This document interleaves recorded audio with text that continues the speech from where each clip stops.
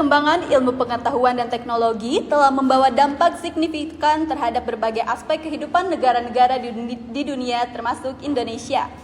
Perkembangan teknologi di Indonesia sudah mulai dibentuk pada masa kolonial diawali dibentuknya Badan Riset Lembaga Biologi Molekuler Eijkman. Berbicara tentang perkembangan iptek di Indonesia, tentu tidak lepas dari peran teknologi informasi yang terus berkembang. Sebagai salah satu dari negara berkembang di Asia, penggunaan teknologi di Indonesia merupakan tergolong besar. Nah, kemajuan iptek mendorong pertumbuhan ekonomi, meningkatkan kualitas hidup, dan mempercepat inovasi dalam sektor kesehatan, pendidikan, serta industri.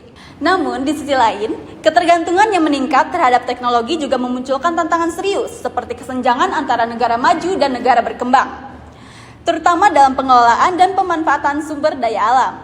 Salah satu sektor yang mendapat perhatian besar adalah pertambangan. Contoh yang menonjol adalah PT Freeport Indonesia yang memanfaatkan teknologi tinggi untuk mengekstraksi emas dan tembaga di Papua. Perusahaan ini menjadi simbol kemajuan iptek dalam pengelolaan sumber daya alam, sekaligus memunculkan perdebatan tentang dampak sosial ekologi di sekitarnya.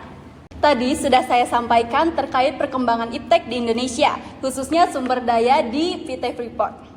Tentunya saya nggak akan sendirian aja di segmen ini. Ada 3 orang yang akan menemani saya.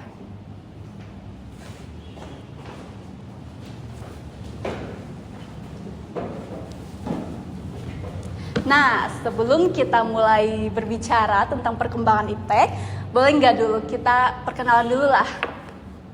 Halo semuanya, aku Azza Fadila. Halo semuanya, nama saya Muhammad Fahrizan Udiawan. Halo semuanya, nama aku Filsa Putri Drisaka. Nah, udah kenal nih ya sama bintang tamu kita. Meskipun pembahasan kali ini sedikit serius, tapi kita santai aja ya. Oke.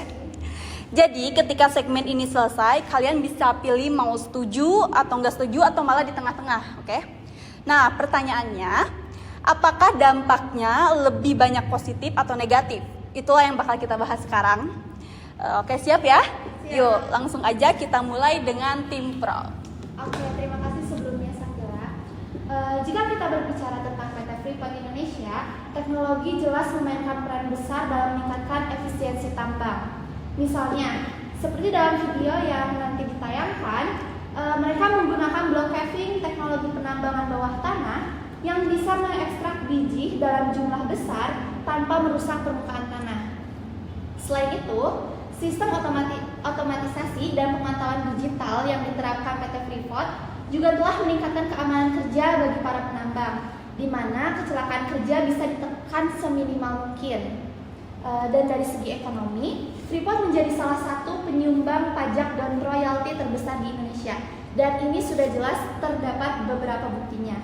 Nah, teknologi modern memungkinkan mereka menghasilkan keuntungan besar yang pada akhirnya kembali ke negara dalam bentuk pendapatan dan infrastruktur untuk masyarakat sekitar. Mereka juga punya program CSR loh, yang membangun sekolah, rumah sakit, dan fasilitas umum lainnya. Selain itu, juga teknologi pengolahan limbah tailing yang diterapkan Freeport menunjukkan upaya mereka untuk meminimkan dampak negatif terhadap lingkungan sekitar. Wah, terima kasih Azwa sebagai tim pro. Pembahasannya tadi benar-benar menarik ya. Dari transfer teknologi canggih sampai pengembangan sumber daya manusia. Kelihatan banget kalau PT Freeport itu punya kontribusi yang gak main-main untuk kemajuan iptek di Indonesia. Tapi seperti yang kita tahu, setiap kemajuan pasti ada 2 sisi. Gak semua hal berjalan mulus tanpa tantangan. Sekarang kita beralih ke tim kontra yang akan membahas sisi lain dari dampak aktivitas PT Freeport terhadap Indonesia. Yuk kita dengarkan. Setelah mendengar pendapat dari tim pro tadi, aku merasa ada beberapa hal yang memang aku tidak setuju nih. Karena meski teknologi yang tadi disebutkan membawa banyak keuntungan, kita nggak bisa menutup mata terhadap kerusakan lingkungan yang ditimbulkan. Meskipun tadi ada salah satu yang dimention yaitu tidak merusak tanah ya. Freeport memang menggunakan teknologi modern, tapi faktanya limbah tailing yang mereka buang ke sungai telah menyebabkan pencemaran air dan tanah. Ekosistem di sekitar tambang mengalami kerusakan yang butuh waktu sangat lama untuk dipulihkan. Selain itu, teknologi modern ini justru memperbesar skala eksploitasi, bukannya menjaga keseimbangan teknologi, malah mempercepat proses eksploitasi sumber daya alam tanpa mempertimbangkan keberlanjutan jangka panjang. Dari segi sosial, ada konflik lahan dengan masyarakat adat di Papua, yang itu tuh memang ada di berita gitu, pernah ada diberitakan. Teknologi yang canggih memang menciptakan efisiensi, tapi apakah masyarakat lokal benar-benar merasakan manfaatnya? Banyak yang justru merasa terpinggirkan dan juga tidak mendapatkan akses yang adil ke sumber daya tersebut. Kita juga tidak dapat melupakan ketergantungan pada teknologi asing, alat-alat canggih yang digunakan di Freeport sebagai besar diimpor. Ini menunjukkan bahwa Indonesia masih belum mampu mengembangkan teknologi serupa secara mandiri. Dan juga ada beberapa berita yang memang Papua tuh banyak mendemokan bahwa mereka tuh merasa kayak dianaktirikan sama Indonesia itu, walaupun di Papua itu kan sumber daya terbesar ya yang kita ambil tuh dari situ. Wah, keren banget ya. Kita jadi punya banyak pengetahuan baru tentang dampak positif maupun negatif dari perkembangan iptek sumber daya alam khususnya di PT Freeport. Sekarang, kita perlu tahu sebagai warga negara bagaimana menyikapi perkembangan iptek dan sumber daya alam ini. Kita beri kesempatan untuk tim netral memberikan pandangannya. Saya rasa kita memang harus melihat kedua sisi dengan lebih bijak. Kemajuan teknologi memang tidak bisa dihindari, dan kita harus mengakui manfaat besar dari dibawa oleh teknologi di Freeport, seperti efisiensi dan kontribusi ekonomi. Tapi di sisi lain, kita juga harus belajar dari dampak negatifnya. Nah, sikap selektif itu bisa diterapkan mulai dari keluarga, di mana orang tua bisa membimbing anak-anaknya untuk memahami pentingnya menjaga lingkungan. Di sekolah, pendidikan tentang teknologi yang ramah lingkungan harus diperkuat. Di masyarakat, kita bisa mendorong diskusi dan pengawasan bersama terhadap perusahaan seperti Freeport agar mereka lebih mematuhi standar lingkungan. Dan yang terpenting, di pemerintahan, regulasi yang ketat dan program pengembangan teknologi lokal harus jadi prioritas. Jadi, kita bisa memanfaatkan teknologi tanpa harus mengorbankan lingkungan dan kesejahteraan sosial.